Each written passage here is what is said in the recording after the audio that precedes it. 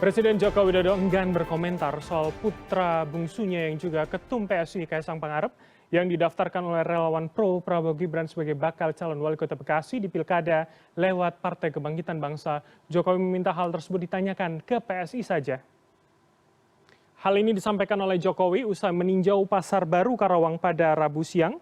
Jokowi meminta agar hal yang berhubungan dengan perseorangan atau partai politik untuk ditanyakan pada yang bersangkutan. Sebelumnya dikabarkan relawan nasional pro Prabowo Gibran telah mengambil formulir penjaringan calon wali kota Bekasi di Pilkada 2024 untuk Kaisang. Tanyakan ke partai, ke PSI, tanyakan ke PSI.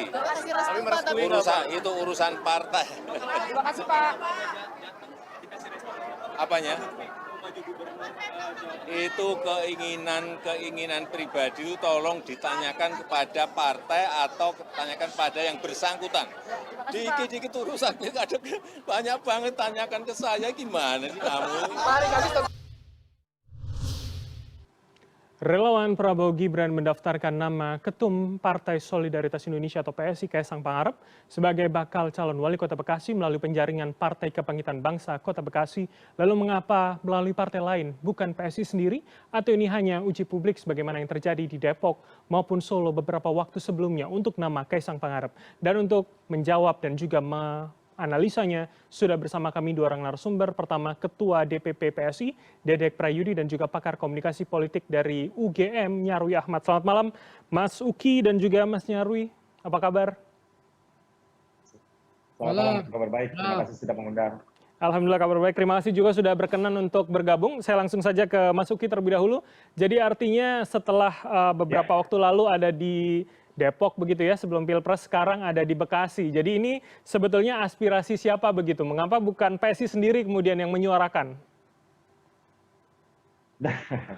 Ya, sebelumnya juga kalau nggak salah Mbak Edrina ya yang sempat diwacanakan oleh kader Partai Gerindra di Sleman kalau nggak salah ya, itu untuk menjadi kepala daerah di Sleman gitu. Tapi begini, ini murni aspirasi dari masyarakat, ini murni aspirasi dari kelompok relawan, atau di beberapa kasus yang lain adalah aspirasi dari partai lain. Gitu. Kami dari PSI sendiri ini belum pernah membicarakan, apalagi merencanakan untuk memajukan ketua umum kami, yaitu Mas Kaisang Pangarep, untuk maju ke Pilkada 2024 ini. Tapi begini, PSI secara khusus mengaturkan terima kasih ya.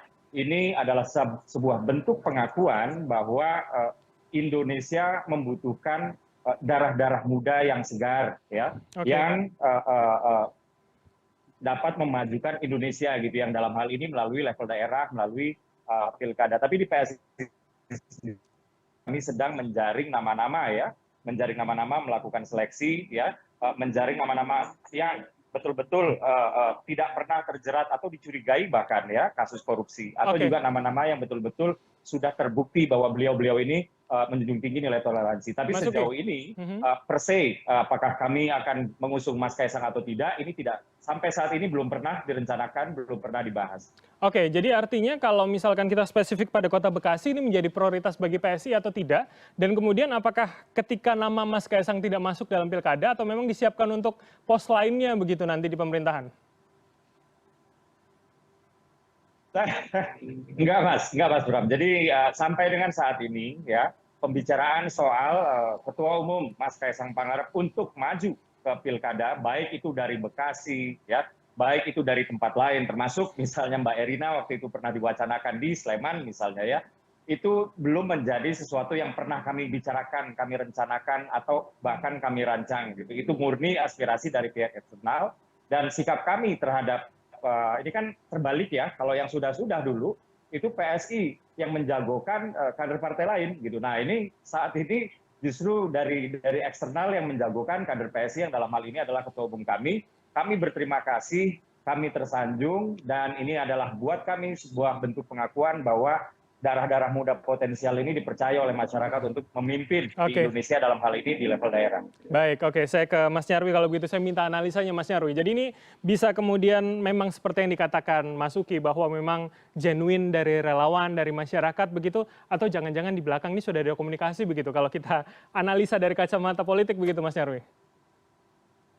Ya, kalau dikatakan apa genuine ya bisa aja itu seperti itu. Tetapi kan kita lihat ya keberadaan Mas Kaisang ini kan putra presiden, tokoh juga, ketua umum PSI gitu.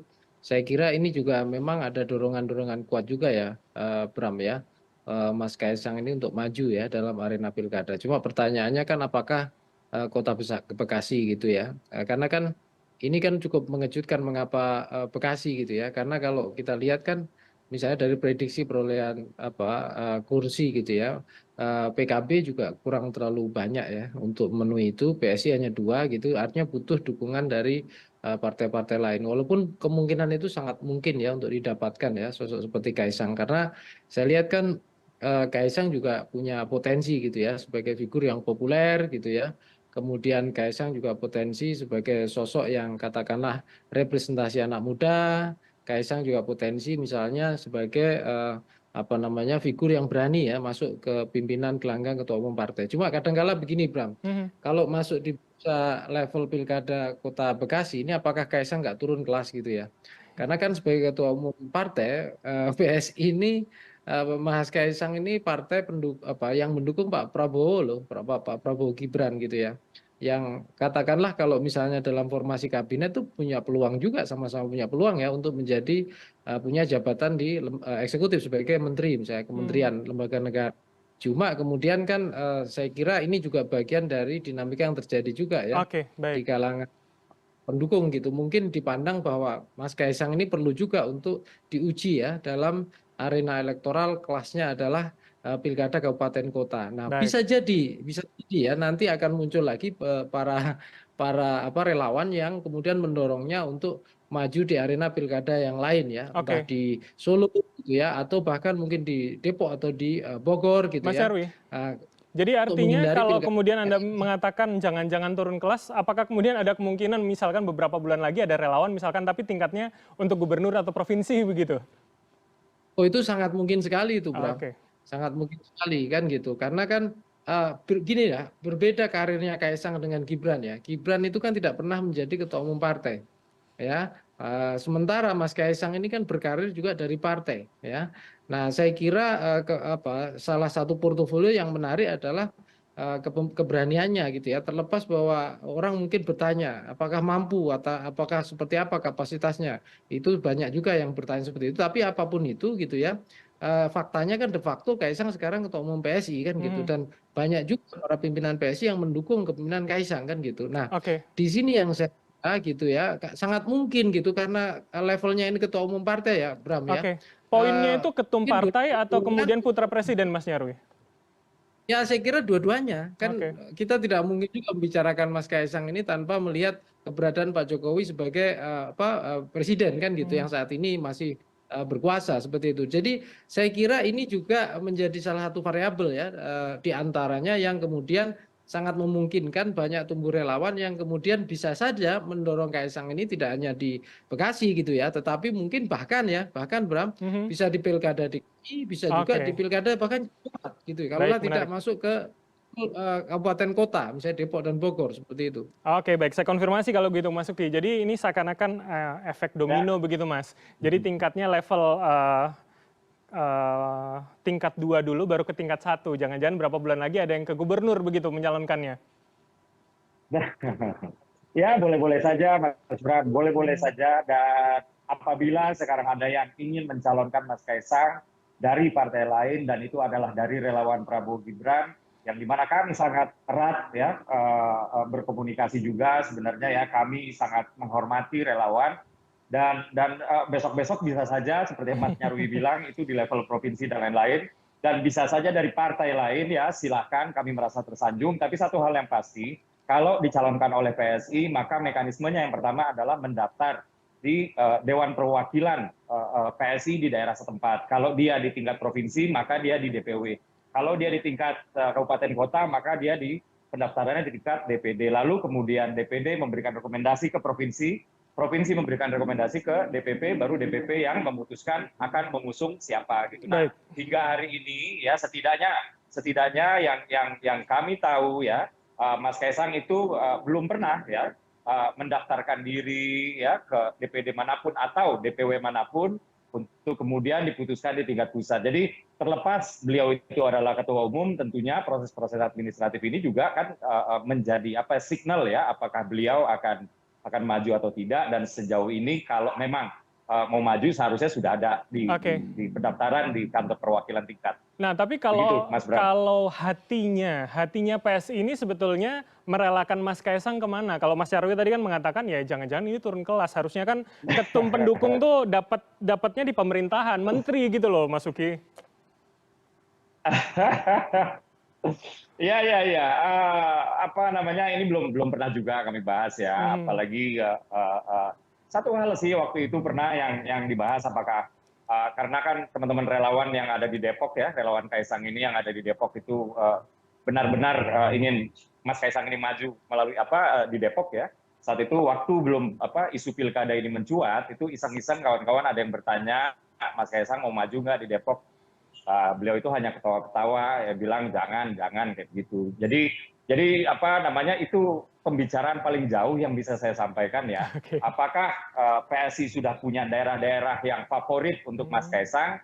Saya pikir ini belum sejauh ini, situasi masih sangat cair, apalagi nanti kita membicarakan soal koalisi antar partai, dan yang melakukan koalisi itu adalah PSI di tingkat daerah-daerah tersebut. Mas Uki, jadi ini pun juga belum dilakukan. Kalau begitu, kenapa kemudian dari Depok ke Bekasi, atau jangan-jangan ini menyesuaikan dari kursi PSI juga yang setelah pileg begitu, apalagi di Bekasi ada 2 kursi dari PSI? Kalau berbicara soal kursi, sebenarnya memang betul ya, ada pembicaraan di internal kami bahwa kalau kita berbicara soal perolehan kursi, semakin banyak perolehan kursi, maka peluang kami untuk memajukan kader kami sendiri itu maka akan semakin besar. Dan itu pun saat itu kami sedang membicarakan Pilgub DKI. Gitu. Jadi saat itu kami tidak sedang membicarakan Bekasi, kami tidak sedang membicarakan Depok dan lain-lain. Di DKI kami memperoleh kursi 8 kursi. Dan kami sedang mendalami kemungkinan besar ya kader PSI untuk maju sebagai kalau nggak gubernur atau dia sebagai wakil gubernur. Nah, ini nama Mas Kaisang belum mengerucut kepada sebuah nama. Belum mengerucut kepada sebuah nama, Mas Bram. Oke, baik. Saya ke Mas Nyarwi kalau begitu. Jadi Mas Nyarwi, apa yang bisa kita baca? Mengapa kemudian pendaftaran terlepas dari kotanya di mana, tapi kemudian mengapa pendaftarannya ke partai yang tidak bersama dengan PSI atau bersama dengan Prabowo Gibran begitu? Mengapa seakan-akan menyeberang begitu? Apa yang kemudian bisa kita baca? Ya, itu tadi juga hal yang menarik sekali tuh, Bram. Kenapa misalnya kalau ke Bekasi ke PKB gitu ya? Dan mungkin bisa jadi kalau ke DKI nanti ke partai apa gitu ya, bisa aja mungkin ya, tapi tentu partai-partai yang ada peluang ya bisa menerima ya Kaisang sebagai sosok kepala daerah atau pimpinan yang ada di sana. Nah, saya kira ini upaya bagi yang dilakukan, saya kira strategi realistis ya dari saya kira juga PSI juga itu kan kita tahu ya suaranya kan kursi kecil ya, Bekasi aja 2 gitu ya, mungkin DKI yang besar, DPRD 8 gitu ya, tapi kan nggak mengalami kenaikan ya Bung Uki ya, dari periode sebelumnya juga kurang lebih saya kira 8 juga gitu ya. Jadi ini juga upaya saya kira untuk membesarkan ya, kalau misalnya dari relawan itu, keberadaan sosok figur Kaisang yang juga tidak hanya didukung PSI, karena Kaisang ketua umum PSI ya, tapi juga partai-partai yang lain dari koalisi-koalisi gitu loh. Nah, tentu saja ya Bram ya, kalau kita bicara sosok figur kepala daerah, itu kan tahapan pertama, itu kan harus kandidasi itu ibaratnya marketable dulu, laku dulu, punya daya tarik dulu. Ya di kalangan partai-partai yang nantinya akan menjadi koalisi pendukung pengusungnya kan gitu. Nah, baru kemungkinan kan setelah itu kan baru ke daya tariknya ke pemilih. Walaupun faktanya itu dua-duanya juga berlangsung gitu ya. Artinya daya tarik ke pemilih peluangnya itu juga menjadi pertimbangan partai untuk kemudian mengusung sosok pasangan kepala daerah dan wakilnya kan gitu. Nah, saya kira Kaisang hari ini kan bukan hanya figur populer ya, tetapi juga tadi yang sebelumnya kamu sebutkan ya, figur sebagai putra presiden itu juga masih menjadi pertimbangan khususnya ya bisa jadi para elit gitu ya yang pernah berkoalisi di pemerintahan Pak Jokowi ataupun bahkan kemarin mendukung Prabowo Gibran gitu. Selain itu saya kira juga dari pemilih juga yang mungkin brandnya Pak Jokowi ini kan masih cukup kuat ya approval ratingnya, sehingga saya kira itu juga menjadi hal yang positif ya, yang bisa dimanfaatkan oleh Kaisang juga. Oke, Jadi saya baik. kira sosok figur Kaisang ini juga saya kira menjadi alternatif. Tetapi kita tahu ya, ada kandidat-kandidat yang sudah nama-namanya cukup populer dan diusung oleh partai-partai juga, yang itu sangat padat, istilahnya sangat ya misalnya kayak di DKI itu sejumlah partai dengan perolehan kursi besar saya kira sudah punya nama-nama sendiri. Baik, Jawa baik. Barat juga begitu. Apalagi Jawa Timur, Jawa Tengah kan gitu. Seperti Oke, itu, Bram. baik. Ini yang menarik. Jadi kalau artinya dengan sejumlah instrumen yang kemudian Mas Nyarwi jabarkan tadi, pertanyaannya adalah apa kemudian ini testing the water atau respon publik pada kemudian daerah-daerah tertentu yang potensial, atau kemudian soal efek domino tadi yang pelan-pelan nanti akan meningkat juga pelan-pelan menjelang pendaftaran pada Agustus dan juga pemilihan pada November. Tapi jangan langsung jawab Mas Nyarwi dan juga Mas Uki, karena kita akan jeda senak. Pemirsa tetaplah bersama kami di Pilihan Indonesia.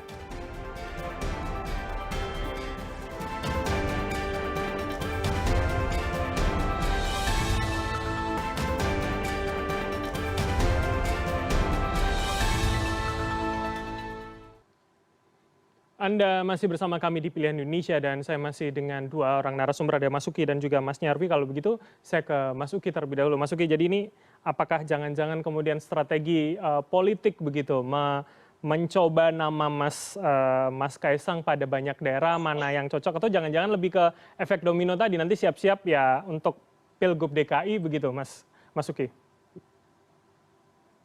Ya, kalau misalnya ditanya ini adalah sebuah strategi politik atau tidak, ya sebaiknya memang paling pas ditanyakan kepada relawan Pro Pagi ya, karena mereka lah yang mendaftarkan Mas Kaisang ke PKB. Kemudian pertanyaan keduanya, kenapa mereka mendaftarkannya ke PKB, misalnya yang di mana PKB itu waktu Pilpres kemarin memang kan bukan satu koalisi ya, sebenarnya ini kan relawan Prabowo Gibran ya kan. Jadi apa namanya, saya sendiri juga penasaran sebenarnya Mas Bram, apa yang menjadi motifnya gitu. Di samping memang di sini kami di PSI merasa tersanjung ya bahwa ada kader kami yang dipercaya untuk maju ke pilkada untuk memimpin sebuah daerah. Tapi sejujurnya apakah ini adalah test the water atau bukan, kami di PSI bukan bagian dari rencana tersebut. Walaupun Depok Begitu, kemarin adalah PSI juga ya, Mas Uki ya? Kalau di Depok iya, itu kader-kader di DPD PSI ya, yang ingin Mas Kaisang maju untuk menjadi wali kota Depok, yang saat ini Depok itu kan sudah bertahun-tahun ya, berperiode-periode itu memang dikuasai oleh PKS, dan kader-kader tersebut mengatakan bahwa Mas Kaisang ini adalah figur yang tepat untuk mewakili kelompok nasionalis saat itu gitu ya. Tapi kan itu sudah lama sekali ya, itu waktu itu kita masih sibuk pemilu nasional gitu. Jadi seiring dengan berjalannya waktu sudah dikatakan juga oleh Mas Kaisang, jangan saya, itu untuk kasus yang Depok gitu. Nah, kalau misalnya kita berbicara untuk pilkada yang sekarang sudah semakin dekat dan isunya udah bukan Depok lagi ya, isunya itu sekarang Bekasi kah atau DKI Jakarta kah atau mungkin provinsi yang lain kah gitu ya.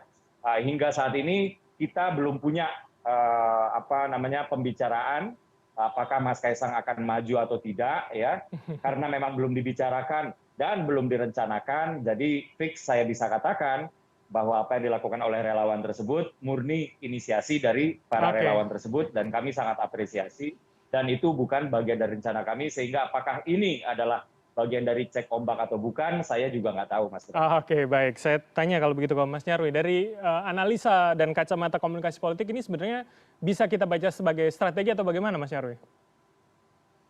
Ya, yang jelas itu cek ombak itu saya kira saya setuju itu, Bram.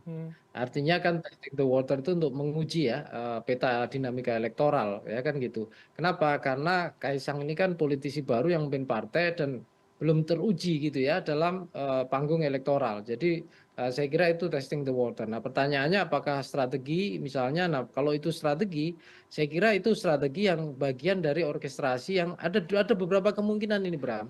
Yang pertama misalnya begini, para relawan yang memang menganggap Kaisang ini figur ya, artinya termasuk tokoh-tokoh yang mengidolakan ya Kaisang, itu satu. Yang kedua gitu ya, itu juga melihat sosok Kaisang ini punya sebagai brand ya dalam politik gitu, itu punya daya jual. Dia sebagai komoditi politik lah ya. Yang saya kira itu bisa menjadi harapan gitu. Rata-rata gitu ya. Petarung elektoral itu kan mencari ya figur-figur gitu, termasuk saya kira partai-partai yang peluangnya bisa memenangkan gitu ya dalam pilkada. Nah, Kaisang itu dilihat punya potensi itu. Nah, pertanyaannya apakah memang benar-benar gitu ya itu akan masuk dalam gelanggang pertarungan pilkada Bekasi gitu, Mhm. atau itu hanya tahapan saja ya untuk menguji kan gitu. Yang bisa jadi nanti ujungnya tidak di Bekasi gitu ya. Bisa aja ujungnya bisa di Bogor, di Depok, atau bahkan di Oke, DKI gitu. Atau mengejutkan di Jawa Tengah misalnya oke, begitu. Kita menarik. tidak tahu Mas Nyarwi, kan gitu. jadi Masih ibarat diuji terus ini kan gitu. ibarat ini brand begitu ya. Jadi target marketnya itu siapa artinya? Apakah spesifik pada daerah-daerah yang kemudian kalau kita pakai logika uji coba atau kemudian secara luas begitu. Jadi bisa ditempatkan di mana saja nanti Mas Nyarwi? Ya, pertama begini, market pertama tentu partai-partai yang punya peluang ya untuk bisa mengusung atau tertarik mengusung Kaisang. Itu Mhm. dulu, Bram. Ya, entah mau di Bekasi, di mana saja termasuk DKI gitu ya. Dan ini tidak bisa aja PSI karena PSI partainya kan kursinya nggak cukup ya. Jadi dia butuh koalisi, itu satu. Yang kedua tentu pemilih ya.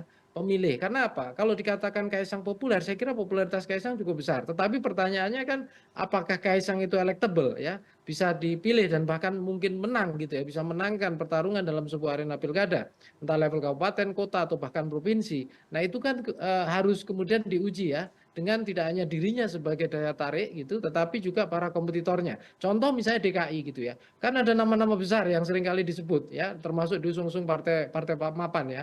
Banyak diantaranya dianggap tokoh nasional juga atau sudah pernah menjadi tokoh nasional yang banyak dibicarakan orang dari Anies, Ahok ya, banyak lagi tokoh-tokoh yang lain, ada Andika, ada siapa Oke. lagi gitu ya, dari partai-partai itu. Nah, saya kira ini juga bagian dari bagaimana brand-brand ini bertarung ya, personal brand para tokoh ini bertarung dalam alam pikiran para pemilih. Nah, ini kan membutuhkan waktu, Bram, untuk kemudian bisa dicerna ya, kemudian bisa diingat atau bahkan menjadi preferensi. Nah, Oke, baik. pertanyaannya kan tadi, mata pemilih ini adalah preferensi pilihan, tapi di mata para tokoh-tokoh atau relawan ini juga bagian dari figur yang diperjuangkan. Nah, di mata beberapa elit gitu ya, pimpinan partai, tokoh-tokoh ini juga komoditi untuk bisa memenangkan pertarungan pilkada kan gitu. Baik, oke. Itu kira-kira. Oke, menarik. Ini jadi jualannya tidak hanya pada pemilih, tapi juga elit partai. Saya terakhir ke Mas Uki. Jadi artinya ini juga kemudian Ya. sebagai bahan branding, bahan jualan begitu, tidak hanya jika mungkin responnya positif di publik, jadi daya tawarnya bisa lebih meningkat lagi ke partai lain begitu, Mas Uki? Ya, tentunya kan sekarang semuanya masih serba cair ya. Mhm. Dan saya sepakat sekali dengan Mas Nyarwi ya. Jadi begini, walaupun memang Mas Kaisang ini adalah seorang individu dewasa yang otonom, yang bisa membuat keputusan untuk dirinya sendiri, gitu ya. Tapi secara branding politik, tentu saja Mas Kaisang ini tidak bisa dilepaskan dari simbol politik seorang Joko Widodo. Demikian. Tapi yang jelas, apakah ini test water atau bukan, apakah diorkestrasi oleh pihak-pihak yang di mana ini di luar PSI, ya ini bisa-bisa saja, tapi yang jelas PSI dalam hal ini tidak tahu menahu. PSI saat ini masih sibuk menjaring nama-nama anak-anak muda, darah-darah segar, ya untuk bergabung bersama PSI di Pilkada 2024 ini, dan hingga saat ini nama seorang Kaisang Pangarep yang di mana beliau adalah Ketua Umum PSI itu belum menjadi bagian dari calon-calon yang akan dimajukan oleh PSI untuk Pilkada 2024 ini, Mas Bram. Oke, jadi terakhir artinya kapan publik bisa mengetahui atau memahami mana jalan yang dipilih Mas Kaisang? Pilkada kah atau kemudian memperkuat pemerintahan nanti? Kalau itu kita lihat saja nanti, ya kita lihat saja nanti. Saya sendiri juga belum bisa menjawab karena semuanya masih serba cair. Pilkada kita berbicara soal koalisi di level daerah, dan ini pun sebenarnya saya tidak ingin mendahului kawan-kawan kami di tingkat DPD, di tingkat DPW yang masih membangun komunikasi untuk melakukan koalisi. Jadi biarkan mereka dulu ya melakukan komunikasi dengan partai-partai lain di tingkat daerah. Sementara kami ya itu hanya sebagai dalam hal ini memastikan bahwa guideline-guideline yang sudah kami buat itu dilaksanakan oleh kawan-kawan kami di tingkat daerah, di DPW dan di DPD. Hingga Baik. saat ini ya rekomendasi dari DPD, dari DPW itu belum ada yang masuk ke DPP gitu. Hmm. Tapi berbicara soal Mas Kaisang, sekali lagi Mas Kaisang pertama belum pernah membicarakan itu ya. Yang kedua, kami belum pernah merencanakan itu. Dan yang ketiga, secara administratif, Mas Kaisang belum pernah mendaftar di baik itu DPW maupun DPD. Jadi dapat kami pastikan bahwa itu murni organik, bahwa itu murni dari aspirasi masyarakat. Dan kami apresiasi itu. Oke, baik. Kami publik tentunya akan menunggu kemana langkah berikutnya dari seorang Kaisang Pangarep. Terima kasih atas waktu dari para narasumber. Ada pakar komunikasi politik UGM, Nyarwi Ahmad, dan juga Ketua DPP PSI, Dedek Prayudi atau Mas Uki, telah bergabung sama kami. Selamat malam. Sehat selalu semuanya, mas-mas kalian. Selamat malam.